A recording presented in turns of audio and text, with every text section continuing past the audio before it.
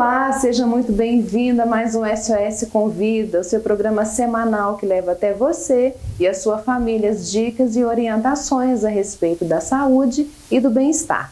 Hoje nós estamos recebendo em nosso programa o psicólogo Anderson Teixeira, ele é especialista em saúde mental. Seja muito bem-vindo, Anderson, é um prazer conversar com você. Boa tarde, Patrícia, boa tarde aos telespectadores que nos assistem, né? O prazer é sempre meu poder contribuir. O Anderson, nunca se falou tanto sobre saúde mental, principalmente depois desse período de pandemia, pós-pandemia, né? E você acredita que saúde mental ela pode estar associada à falta de problemas? Com certeza não, né, Patrícia? O termo aí da saúde mental está muito em voga, né? As pessoas estão procurando saber, como você muito bem disse, né? Saímos aí de um período pandêmico, 2 anos aí onde as pessoas ficaram sem fazer suas atividades. Também temos uma guerra mundial em curso. Então são vários os fatores, tanto do ponto de vista municipal, estadual, né, do ponto de vista do país e do mundo, né, que vão interferir aí nessa questão da saúde mental. Então não é ausência de problema, né? O ser humano vai conviver com o problema. Com o problema tratar melhor, né? E quais são os conceitos, Anderson, usados pela OMS quando a gente fala em saúde mental? Na verdade, antes disso, Patrícia, a gente tem que falar do conceito de saúde, né? Lá em 1946, a Organização Mundial de Saúde estabeleceu, né, o conceito de saúde como um estado de bem-estar, né, com a ausência aí, de doença, né, um bem-estar físico, emocional e social. Esse conceito de beleza, de saúde, ele vem de encontro ao conceito também de saúde mental. Por que eu estou dizendo isso, né? Porque às vezes a pessoa não está com uma, né, doença, uma enfermidade, mas mesmo assim não se sente bem. Então o conceito é muito além do que a ausência de doença. Quando você fala em saúde social, o que seria isso? No convívio entre os pares, né? Como as pessoas se correlacionam, né? No ethos social mesmo. Como as pessoas vivem, né, em sociedade. O conceito, por exemplo, né, de tolerância, né, de multidiversidade, né, um espaço público onde as pessoas podem conversar, convergir, né, mesmo sendo aí diferentes. E Anderson, qual é a definição para saúde mental? Nós podemos ver a saúde mental talvez dê um passo um pouco além, né, um passo um pouco mais ousado. É aquele ser humano que ele consegue, né, ter ferramentas para enfrentar esse cotidiano, né, esse cotidiano estressante, onde as pessoas vão enfrentar problemas. Então, o conceito de saúde mental é aquele que as pessoas, mesmo estando em adversidades, né, mesmo em um momento de pandemia, mesmo com guerra lá na Ucrânia, a pessoa consegue desenvolver as suas atividades, né, e buscando aí aspectos que corroborem aí com alegria, com felicidade, mesmo que em momentos singelos e pequenos, né, não deixa que aquele problema maior interfira consigo e naquele âmbito que ele convive. Anderson, e você pode falar um pouco sobre os fatores externos que podem causar o adoecimento mental? Olha, Patrícia, a gente pode dividir isso em 2 ou 3 blocos, né? Por exemplo, o fator profissional. É muito comum na clínica a gente observar pessoas que perderam um emprego, né? Pessoas, às vezes, que tiveram que se reinventar. Dou aqui um exemplo, por exemplo, dos professores. Durante o período da pandemia, eles deram aula de modo remoto. Se a gente pensar, né, na história recente, nunca aconteceu algo, né, de fazer transmissão de conhecimento através de casa. Os alunos não estavam preparados para isso, os professores também não. Então precisaram se readaptar, né? Então o meio campo profissional, sem dúvida, é um fator que pode trazer tanto fatores protetivos, como também trazer aí condicionantes disfuncionais. Pode falar também, por exemplo, da questão familiar, né? Quando a gente está muito perto das pessoas que a gente ama, né? E aí eu falo filhos, esposas, maridos, irmãos, O fato de estar muito próximo faz com que a gente esteja perto das questões que não são tão boas. Então é muito comum no consultório a gente receber pessoas que às vezes brigaram com os próprios filhos ou brigou com o cônjuge, por questões às vezes menores, né? Questões relacionadas à limpeza da casa, à organização. Às vezes a criança que não tinha outro espaço estava brincando de bola em casa e quebrou alguma coisa. Então seria outro fator aí. E um terceiro, como a gente disse da questão social, é da intolerância, né? Das pessoas não aceitarem a escolha de cada um, seja essa escolha religiosa, política, ideológica, né? Então esses fatores podem agravar sim aí a questão da saúde mental no indivíduo que se vê deslocado, né, dentro da sociedade. E Anderson, excesso de expectativas, frustrações em relacionamentos ou no trabalho também pode adoecer mentalmente.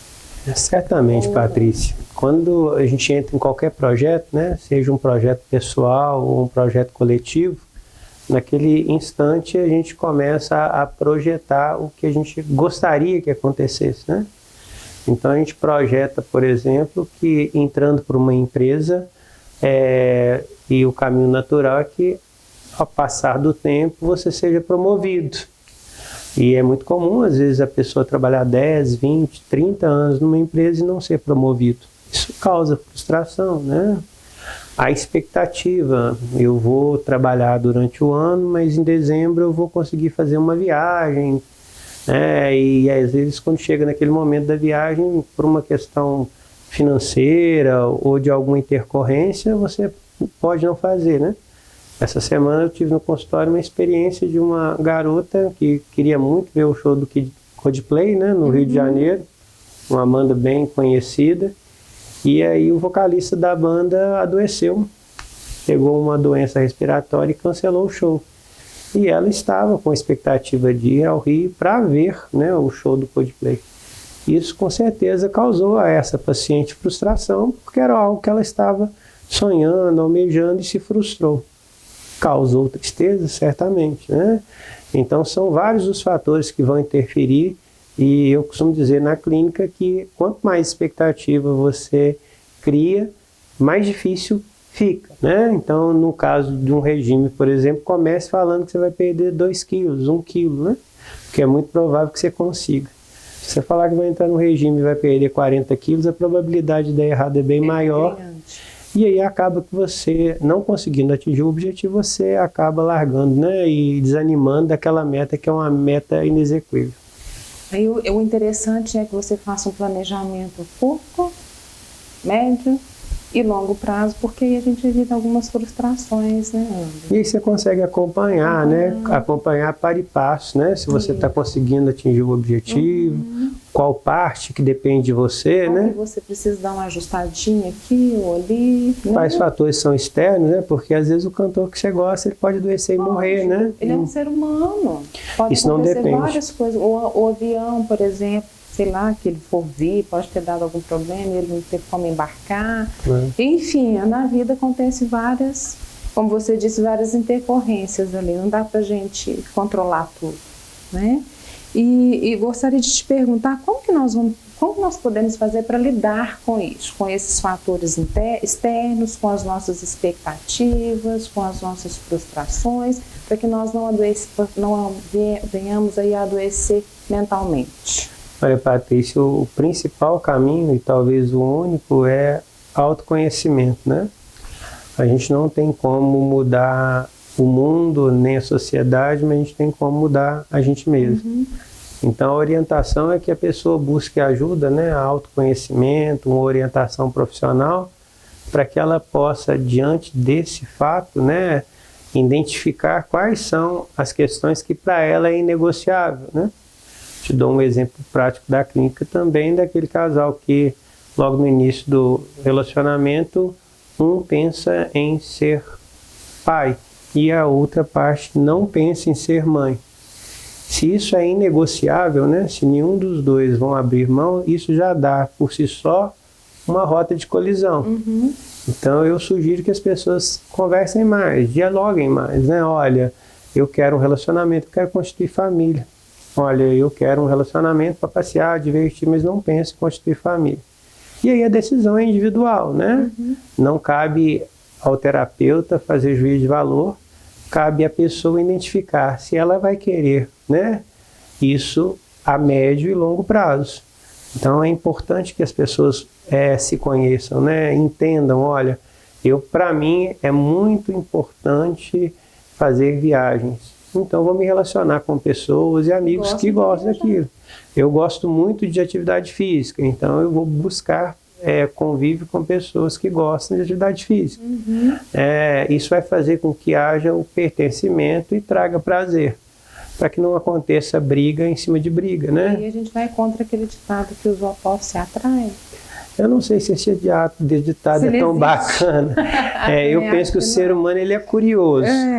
Ele não gosta de coisas que tragam para ele desprazer, né? O princípio do prazer, são dois princípios importantíssimos. O primeiro é o princípio da necessidade, né? Daquilo que a gente precisa para subsistir. Então a gente precisa comer, a gente precisa dormir, a gente precisa namorar. Isso são princípios de necessidade.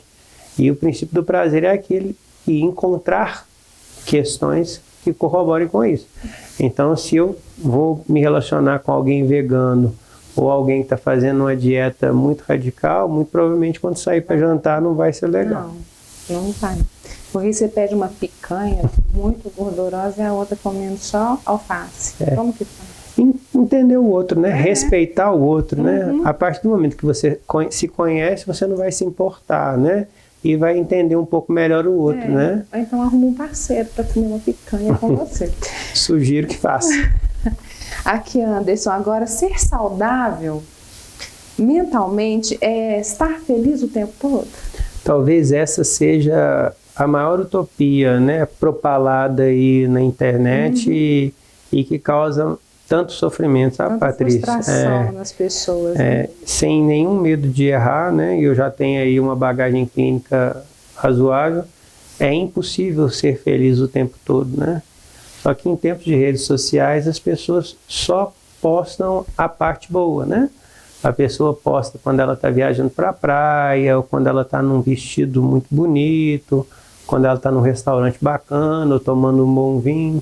Só que a vida, ela tem mais do que alguns segundos, né? Ela não pode ser capturada. Então, num dia de 24 horas, você tem várias obrigações, né? Obrigações importantes, trabalho, estudo, filhos, né? Então, a gente entender ou acreditar que é possível ser feliz o tempo inteiro, a gente já cai aí no primeiro equívoco e na armadilha de achar que todo mundo está melhor que você. Nós estamos aqui falando para um público que muito provavelmente já enfrentou uma doença séria e eu já atendi pessoas com doenças seríssimas, extremamente felizes, e já atendi pessoas abastadas, pessoas com muitas posses, extremamente tristes, né? Então, esse conceito também é subjetivo, mas para as pessoas que nos assistem, o simples fato de não acreditar que vai ser feliz o tempo todo já ajuda. Já contribui bastante. E quais os principais indícios de que precisamos de ajuda profissional, Anderson, de que sozinhos nós não vamos conseguir, de que nós não vamos dar conta de romper com esse ciclo de adoecimento? Olha, Patrícia, existem alguns sinais e sintomas muito clássicos, né? E aqui eu tenho certeza que as pessoas que estão nos ouvindo vão se identificar de pronto, né? Então, aquela pessoa que começa a ter muita dificuldade para dormir, acorda no meio da madrugada, né? A pessoa insone, aquela pessoa que às vezes gostava muito de se arrumar, o cabelo, as unhas, colocar uma boa roupa, começa a perder um pouco da autoestima, né? Aquela pessoa que se alimentava de uma forma bacana e agora ela se pega passando várias e várias horas sem comer nada, ou o oposto, né? Comendo de uma forma estapafúrdia, de manhã, de tarde, à noite, de uma forma muito exagerada. Alguns sinais no nosso próprio corpo, né? Não comer nada, né? As pessoas, os dois opostos, extremos, né? Se você não está comendo nada, é um sinal de preocupação, e se você está comendo de uma forma exagerada também. Seu corpo, né? Às vezes é comum perda de cabelo, fragilidade nas unhas. Então, assim, o nosso corpo ele não fala, Patrícia, nosso corpo grita. Então, as pessoas que estão em casa agora assistindo, elas vão saber o momento de pedir ajuda, porque isso muda toda a vida da pessoa, né? Ela passa a não ser mais sociável, não gosta de conversar. Uma questão muito simples é perder o desejo de coisas que até então ela gostava. Eu gostava de fazer caminhada com meu marido. Tem um mês que eu não caminho. Eu gostava tanto de visitar a minha mãe no final de semana, não estou indo visitar minha mãe. Eu estava no meio de uma pós-graduação, larguei simplesmente. Então são questões aí que a pessoa, ao olhar para si, vai ver que está diferente e é o momento de pedir ajuda, né? Muito obrigada, mais uma vez, muito obrigada mesmo, brilhantou aqui o SOS Convida, Anderson. Que bom, sempre à disposição. E para você que nos acompanhou até aqui, eu e o Anderson deixamos o nosso abraço para você, até o programa que vem, até na próxima semana. Um beijo, até lá, fique com Deus.